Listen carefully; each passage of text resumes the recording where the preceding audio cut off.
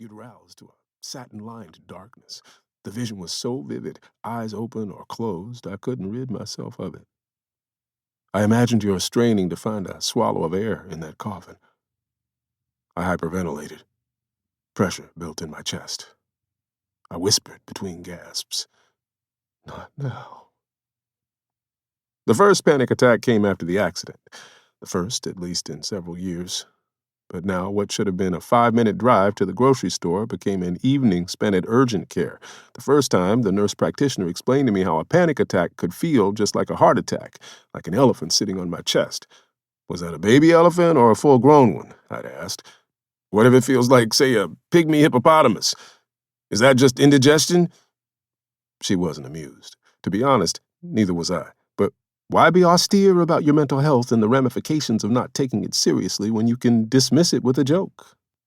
Cars in front of me, cars behind me, cars crawling by in the opposite lane, a steep drop-off where drainage ditches had been dug to channel runoff from heavy rains.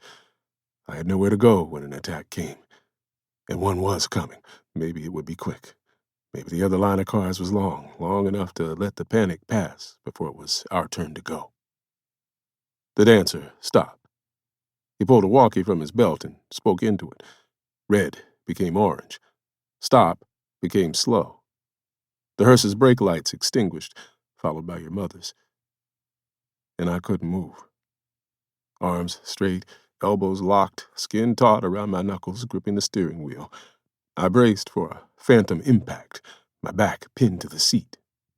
The patch of skin on the back of my thigh, just below the crease in my right buttock from where they'd taken the graft, itched. So did the pale scar tissue on my cheek. But I couldn't scratch either place. I couldn't sit up.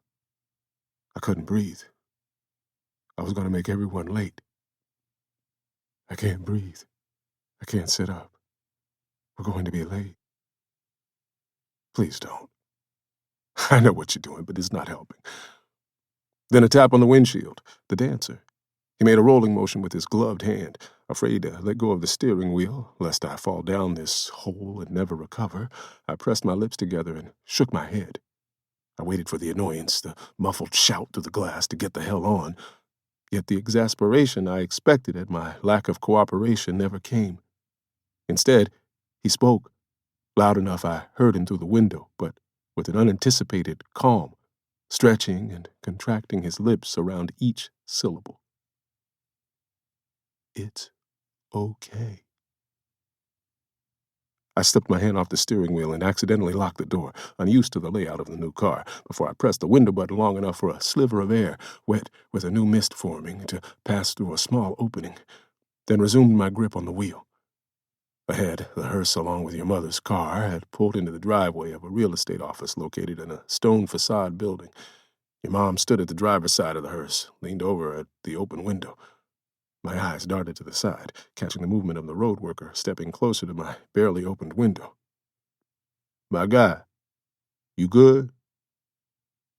I shook my head again. You need an ambulance? Another stiff shake. Panic attack, huh? A curt nod. Yeah, my sister gets them. She says it feels like she's gonna die when they hit her. He unclipped his walkie from his belt again. Let your side through, Joe. We're gonna be a minute. Joe's voice squawked something in protest to the microphone, but the dancer wasn't having it. Just let him through, man. Nobody on your side's gonna complain. He lifted his chin at me. Right? They the ones getting the move. He turned his pole so the slow side faced the other lane and cars crept along again. Though my head stayed facing the road in front of me, my eyes traveled from your mother at the side of the hearse to the passing drivers watching me, probably in wonder, though I convinced myself it was out of pity. Behind, my parents sat, seemingly unbothered, my mother's face a Parkinsonian mask, my father's equally expressionless, though not manifest of any malady save a surplus of staidness.